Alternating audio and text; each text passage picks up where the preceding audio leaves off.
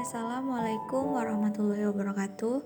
Saya Winda Aulia dengan nomor urut 4 dari Pendidikan Bahasa Indonesia Fakultas Keguruan dan Ilmu Pendidikan Universitas Maliku Saleh. Baik, sekarang saya akan menjelaskan tentang sejarah kritik sastra di Eropa. Ada 3 poin yang akan kita bahas dalam materi kali ini. Yang pertama, sejarah kritik sastra. Yang kedua, peristiwa yang terjadi dalam sejarah tersebut. Dan yang ketiga, tokoh-tokoh yang terdapat dalam sejarah kritik sastra tersebut. Baik, yang pertama, sejarah kritik sastra di Eropa. Kritik sastra di Eropa memiliki sejarah yang panjang dan bermacam-macam. Pada awalnya, kritik sastra di Eropa berasal dari tradisi filsafat Yunani kuno, di mana para filsuf seperti Plato dan Aristoteles memberikan pandangan mereka tentang seni dan sastra. Pada abad pertengahan, kritik sastra di Eropa didominasi oleh pandangan agama dan moral. Sastra dianggap sebagai sarana untuk menyebarkan agama dan mengajarkan nilai-nilai moral kepada masyarakat. Pada masa Renaissance, kritik sastra di Eropa mengalami perkembangan pesat. Pengarang seperti Francesco Petrarca dan Giovanni Boccaccio memperkenalkan konsep-konsep baru tentang kesusastraan dan mengembangkan metode kritik sastra yang lebih sistematis.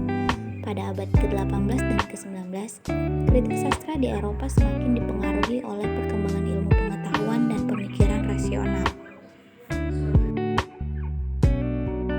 Pada abad ke-20, kritik sastra di Eropa mengalami berbagai aliran dan pendekatan yang berbeda, dari kritik formalis, strukturalis, hingga kritik feminis dan postkolonial.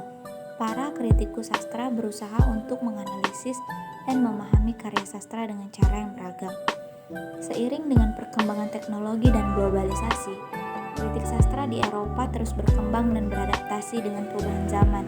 Para kritikus sastra tersebut menggali dan mengeksplorasi berbagai pendekatan dan teori untuk memahami dan menghargai karya sastra dengan lebih baik.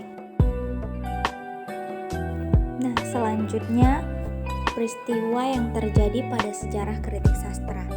Pada sejarah kritik sastra di Eropa, terdapat beberapa peristiwa penting yang mempengaruhi perkembangan dan pemahaman terhadap sastra.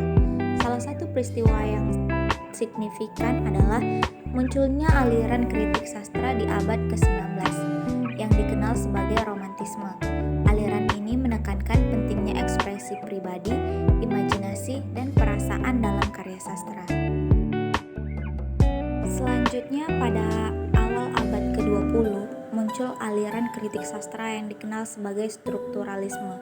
Aliran ini menekankan analisis struktur dan elemen-elemen dalam karya sastra, seperti narasi, karakter, dan gaya bahasa. Pendekatan strukturalisme ini memberikan pemahaman yang mendalam terhadap karya sastra.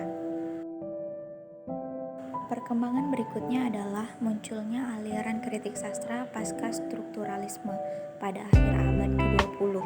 Aliran ini menantang pandangan strukturalisme dan menekankan bahwa makna dalam karya sastra tidak tetap dan bergantung pada pembaca.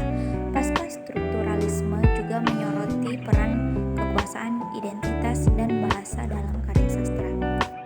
Peristiwa-peristiwa ini berkontribusi pada perkembangan kritik sastra di Eropa dan memberikan wawasan yang beragam dalam memahami dan menafsirkan karya sastra.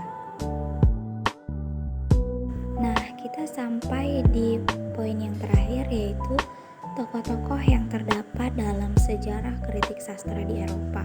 Yang pertama ada Aristoteles, yaitu seorang filsuf Yunani kuno yang memberikan kontribusi besar dalam perkembangan teori sastra dan kritik sastra.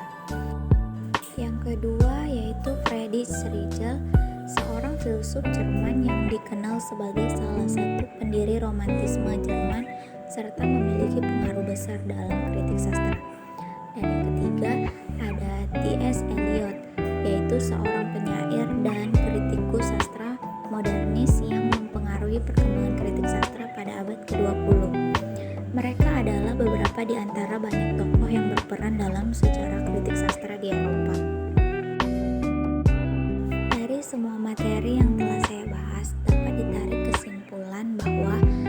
sastra telah memainkan peran penting dalam memahami dan menganalisis karya sastra.